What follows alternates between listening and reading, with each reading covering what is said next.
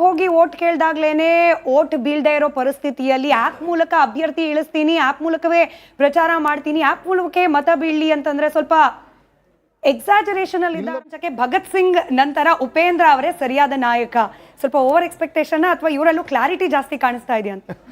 ಇಲ್ಲ, ಅದು ನಾಯಕ ನಾಯಕ ನಾಯಕ ಅಂತ ನಾವು ಮಾಡಿ ಮಾಡಿ ಮಾಡಿ ಅದನ್ನು ನನಗೆ ಎಷ್ಟು ವರ್ಷ ಬೇಕೋ ಗೊತ್ತಿಲ್ಲ. ಯಾಕಂದರೆ ಎಷ್ಟೋ 70 ವರ್ಷದಿಂದ ಅದನ್ನು ಹೇಳ್ಕೊಂಬಂದು ಸೇವಕ ಅನ್ನೋದು ಅವತ್ತಿಂದ ಇದೆ, ಪ್ರಜಾಪ್ರಭುತ್ವ ಬರೋಕ್ಕೆ ಮುಂಚೆಯಿಂದ ಇದೆ. ಅಲ್ಲ, ಈಗ ಸೇವಕ ಅಂತ ಸಂವಿಧಾನದಲ್ಲೇ ಇದೆ.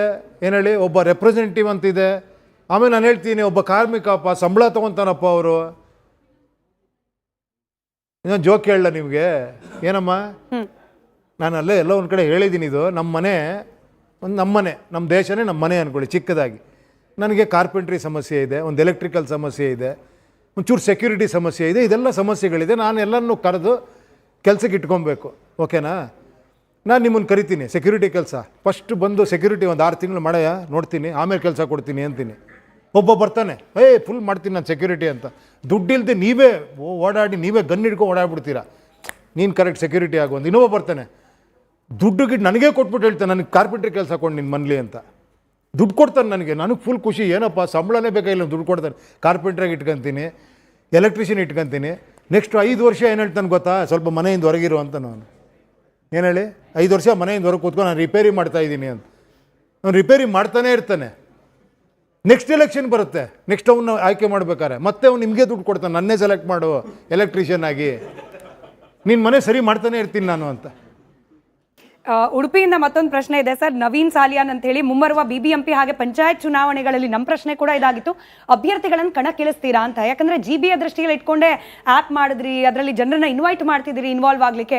What are your plan sir? GBA ಕೈಯಲ್ಲೇ ಆನ್ಸರ್ ಇದೆಯಮ್ಮ, ನಿಮ್ಮ ಕೈಯಲ್ಲೇ ಪಕ್ಷ ಇದೆ. ಇದನ್ನ ಕೇಳಿದ್ರೆ ನಂಬಲ್ಲ ನೀವು, ಹೆಂಗದು ಅಂತೀರಾ. ನೋಡಿ, ನಿಮ್ಮ ಕೈಯಲ್ಲಿ ಪಕ್ಷ ಇದೆ, ಅಲ್ಲಿ ಅಭ್ಯರ್ಥಿನೂ ಬರ್ಬೋದು, ವೋಟರು ಬರ್ಬೋದು. ಒಂದು ವಿಲೇಜ್ ಪಂಚಾಯತಿಯಿಂದ ಇಡೀ ಹಳ್ಳಿಗಳು ಡ್ರಾಪ್ ಡೌನ್ ಕೊಟ್ಟಿದ್ದೀವಿ. ಪ್ರತಿಯೊಂದು ಪಂಚಾಯತಿದು ಕೂಡ ಡಾಟಾ ತೊಗೊಂಡು ಹಾಕಿದ್ದೀವಿ, ಅಲ್ಲಿ ಪ್ರತಿಯೊಂದು ವಾರ್ಡು ಹಾಕಿದ್ದೀವಿ. ಅಲ್ಲಿ ನೀವು ಅಲ್ಲೇ ಸೆಲೆಕ್ಟ್ ಮಾಡಿ, ನೀವು ಅಲ್ಲೇ ಅಭ್ಯರ್ಥಿ ಆಗ್ಬೋದು, ಅಲ್ಲೇ ಜನ ಕನೆಕ್ಟ್ ಮಾಡ್ಕೊಬೋದು, ಅಲ್ಲೇ ನಿಮ್ಗೆ ರೇಟಿಂಗ್ ಕೊಡ್ತಾರೆ. ಈ ಅಭ್ಯರ್ಥಿಗಳ ಆಯ್ಕೆಯಲ್ಲಿ ಒಂದು ಮಾನಿಟರಿಂಗ್ ಪ್ರಾಸೆಸ್ ಅಂತ ಏನು ಇರೋದೇ ಇಲ್ವಾ ಸರ್? ಯಾಕಂದ್ರೆ ಈಗ ಸತ್ಯವನ್ನೇ ಅಪ್ಲೋಡ್ ಮಾಡಿರ್ತಾರೆ ಅಂತ ಹೇಳಿ ಅದನ್ನ ಕ್ರಾಸ್ ವೆರಿಫೈ ಮಾಡ್ಲಿಕ್ಕೆ ಏನು ಇಲ್ವೇ ಇಲ್ವಾ? ಯಾರೋ ಸುಳ್ಳು ಡೇಟಾ ಕೊಟ್ಟಿರ್ಬೋದು, ಸುಳ್ಳು ಬ್ಯಾಕ್ಗ್ರೌಂಡ್ ಕೊಟ್ಟಿರಬಹುದು, ಅಂಥವ್ರು ಯಾರೋ ಅಭ್ಯರ್ಥಿ ಅಂತ ನಿಂತ್ರೆ ನಾಳೆ ದಿನ ಅವರಿಂದ ಹೆಚ್ಚು ಕಮ್ಮಿ ಆದ್ರೆ ಅವ್ರು ಉತ್ತರ ಕೊಡಿ. ಅಲ್ಲ ಕೇಳಿ, ಇವಾಗ ಏನ್ ಬೇಕಾದ್ರೂ ಮಾಡ್ಕೊಳ್ಳಿ, ಪ್ರಯೋಜನ ಏನು ಹೇಳಿ ಅಲ್ಲಿ? ಈಗ ಸುಮ್ಮನೆ ಬಂದು ನಾನೇ ಒಂದು 100 ಜನ ಸೇರಿಸ್ಬಿಟ್ಟು ಅದ್ರ ಬದಲು 100 ಜನರ ಹತ್ರ ಓಟೆ ಹಾಕ್ಸ್ಕೊಂಡ್ಬಿಡ್ಬೋದಲ್ವಾ? ಇದರಲ್ಲಿ ಇರೋದು ವೋಟರ್ಸ್ಗೋಸ್ಕರ ಮಾಡಿರೋದು, ನಿಜವಾದ ಆಸ್ಪಿರೆಂಟ್ಗೋಸ್ಕರ ಮಾಡಿರೋದು. ಅಲ್ಲಿ ಬಂದು ಮೋಸ ಮಾಡ್ರಿ ಏನೂ ಪ್ರಯೋಜನ ಇಲ್ಲ. ಅಲ್ಲಿ ಅವನಿಗೆ ಮತ್ತೆ ವೋಟ್ ಬೀಳ್ಬೇಕಲ್ವಾ ಅಮ್ಮ? ಅವ್ನಿಗೆ ವೋಟ್ 100 ಜನ ವೋಟ್ ಹಾಕ್ತಾರೆ, ಅವನೇ ಯಾಕೆ ಇಲ್ಲಿ ಕರ್ಕೊಂಡ್ಬರ್ತಾನಲ್ಲಿ? ಬಟ್ ಮನೆಗೆ ಹೋಗಿ ಓಟ್ ಕೇಳ್ದಾಗ್ಲೇನೆ ಓಟ್ ಬೀಳ್ದೇ ಇರೋ ಪರಿಸ್ಥಿತಿಯಲ್ಲಿ ಆಪ್ ಮೂಲಕ ಅಭ್ಯರ್ಥಿ ಇಳಿಸ್ತೀನಿ, ಆಪ್ ಮೂಲಕವೇ ಪ್ರಚಾರ ಮಾಡ್ತೀನಿ, ಆಪ್ ಮೂಲಕವೇ ಮತ ಬೀಳಲಿ ಅಂತಂದ್ರೆ ಸ್ವಲ್ಪ ಎಕ್ಸಾಜರೇಷನ್ ಅಲ್ಲಿ ಇದ್ದಾರೆ. ಇದು ಒಂದು ಪ್ರಯತ್ನ, ಒಂದು ಟೆಕ್ನಾಲಜಿ ಒಂದು ಕೊಟ್ಟಿದ್ದೀವಿ, ಇದೇ ಅಲ್ಲ ಅಲ್ಟಿಮೇಟ್. ಹೇಳಿ, ನನ್ನ ಪ್ರಚಾರ ಅದನ್ನು ಬಿಟ್ಬಿಟ್ಟು ನಾನು ಇವಾಗ ಮನೇಲಿ ಕೂತಿಲ್ಲ, ಪ್ರಜಾಕ್ಕೆ ಆ್ಯಪ್ ಮಾಡಿದ್ದೀನಿ ನೋಡ್ಕೊಳ್ರಿ ಹೋಗ್ರಿ ಅಂತ ನಾನು ಇಲ್ಲಿ ಬಂದು ಮಾತಾಡ್ತಾ ಇದ್ದೀನಿ. ನೆಕ್ಸ್ಟು ನಾನು ಕಾಲೇಜ್ಗಳಿಗೆ ಹೋಗ್ತೀನಿ, ನೆಕ್ಸ್ಟು ಜನರ ಹತ್ರ ಹೋಗ್ತೀನಿ, ಈ ವಿಷಯನ ಹೇಳ್ತಾ ಹೋಗ್ತೀನಿ, ಎಲ್ಲರ ಹತ್ರ ರಿಕ್ವೆಸ್ಟ್ ಮಾಡ್ತೀನಿ ಇದು ಮಾಡಿ ಅಂತ.